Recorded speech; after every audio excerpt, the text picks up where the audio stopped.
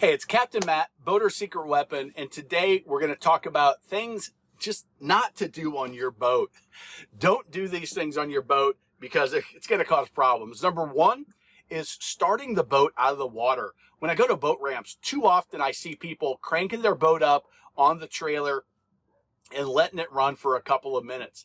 Now, what you don't know or may not know is that that impeller is just locked in tight into that housing, a metal housing on the impeller housing, the water pumping housing. As that's going around with no moisture to lubricate it at all, it's getting very hot very quick.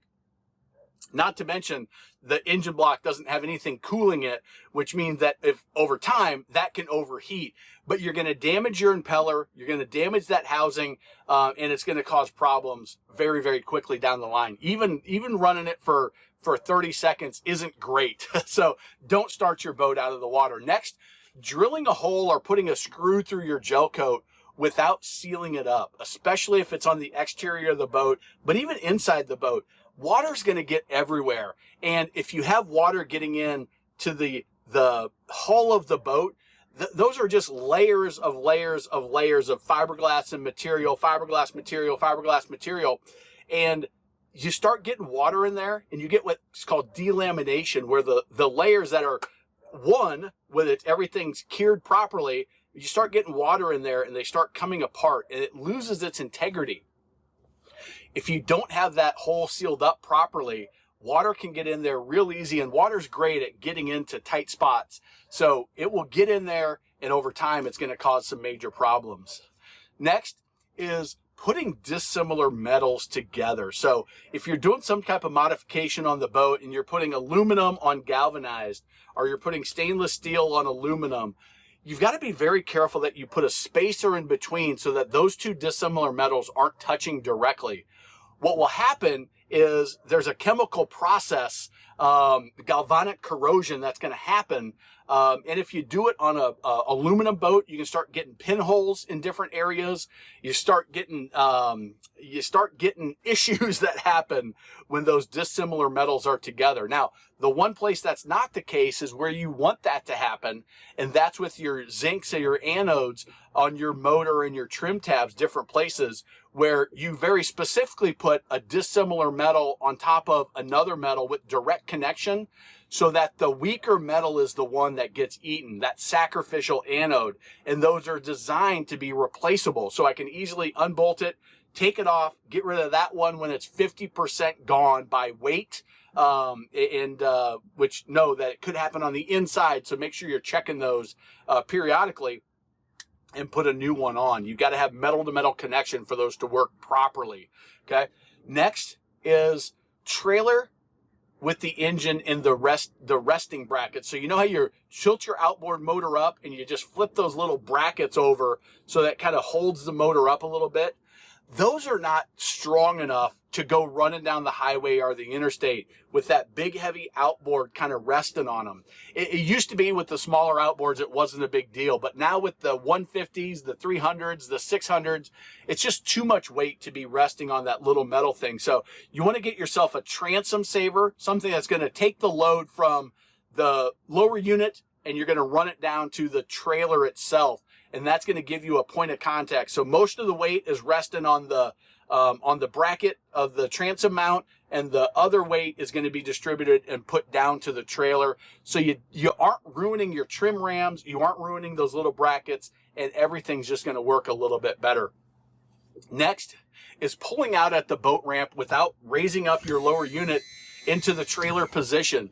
Too often, if you sit at the ramp, you'll see somebody that they get everything loaded up. Maybe it was a little bit of a struggle. It's why we created our Trailer Like a Pro program, trailerlikeapro.com. But you hear them pull out and you hear that dreaded just scraping the skeg in the lower unit all the way down, all the way up the ramp or down the ramp, depending on which way they're going. You got to be very, very aware that you've got to raise that up so that you don't drag it as you pull out. Because of the angle, because of the way your boat sits on the trailer, it's real easy to scrape. Now, confession time, I've done this myself. You get in a hurry, you forget about it, you're talking, having a conversation, the driver takes off before you're totally ready, whatever it is, but just get in the habit of putting that thing up right away. Next is running your boat at wide open throttle for extended periods of time. It's just not good for the boat. Boats are made to run no more than 80 or 90% of the wide open throttle for any extended period of time. It puts too much strain and stress on the motor to just be hammered down all of the time. So if you got a 50 or a 90 horsepower on a pontoon, you want to go wide open throttle for a minute or two is fine, but then come back just a touch to get to that 80, 90% range, and your engine will appreciate it. Next is putting your boat away wet. So you put your boat away, you got caught in a rainstorm, or the kids got a bunch of water in the boat, you put all the life jackets in the compartment, and you throw the cover on because you know that's the right thing to do, and you tuck the boat away.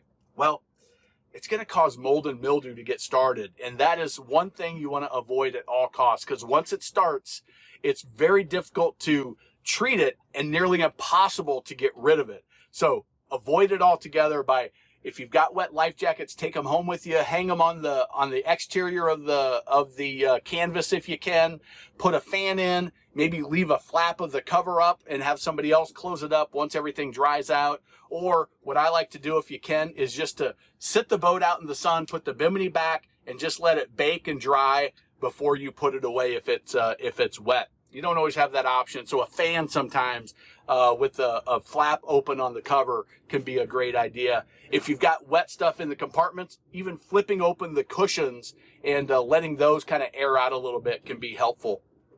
Next is using ethanol gas. And if you're going to be letting that fuel sit and you're not running out of tank of fuel every week or two, if you're over a month, ethanol is it's gonna suck in water because it's hygroscopic. It's gonna potentially damage internal pieces of the engine, can damage the fuel hose if it's the cheap kind of fuel hose. So just avoid ethanol if you can. It's worth it. Trust me, it's worth it. Don't forget to pump out your head. If you use the head or your porta potty, make sure you clean that out before you put the boat away for a week or two. It will get rank in a hurry, and it will make you never, ever want to use the bathroom ever again on your boat. Driving the boat outside of your skill level and in conditions you're not capable of. So let's say there's a small craft advisory. No pleasure boater should be out if there's a small craft advisory. There's really no definition for small craft, but it's under 50, 60 feet. You know, it's that big. So if you're in a 26-foot center console, you've got no business going out in a small craft advisory. If the weather or the wave conditions are above your skill level, just don't go out. You're better off canceling a trip than going out in rough conditions. And the reality is, it's probably going to suck anyway. So just stay in. If the conditions are too rough because of traffic, keep your speed down. The speed is a great way to give yourself more time to react and give yourself a more safe ride when you're out on the water. Next is let the boat sit for months and months and years at a time, and then expect that you'll be able to put it in the water. It's going to crank up, and you're going to go out and enjoy a great time without anything having an issue. The reality is boats need to get run. Systems on boats need to get used. Pumps need to be run. They need to get exercised consistently, because otherwise they're going to break down. They're going to seize up. They're going to get debris in it. They're going to get growth in it. They're going to get corrosion. So be the person that uses their boat more often, and you'll also be the person that has fewer issues with your boat. Next is leaving your boat in the water for extended periods of time without checking your zincs and your anodes. Making sure that, hey, if there's some electrical current in the water, some stray current, that can eat up your anodes and then start eating your paint and your drive in the matter of a month or two. I mean, it can happen even faster than that if it's an extreme situation, but so you always want to check to make sure that those zincs and anodes are in good enough condition, which is 50% by weight. So you want to kind of tap and make sure that they're not deteriorating on the inside. And, they're a couple $100. It's worth changing them out. And if they seem to be going really quick as you inspect them, hey, maybe it's time to put a probe in the water and check to see if there's electrical current somewhere coming from another boat or coming from the dock that's causing issues. If you have a jet boat, you've got a Sea-Doo Switch or a Yamaha jet boat, and you're leaving it in the water, especially salt water or warmer water, you got to be really aware of growth getting started in that system, because it sucks the water up from the intake grates, runs it through the system to the impeller, and then out the nozzle. You start getting mussels or barnacles or some sort of seaweed growth in there that shouldn't be there. It is nearly impossible to get cleaned out without taking everything apart. And it can be very, very damaging. So if you've got a jet boat, if you leave it in for a couple of days, okay, you might be all right.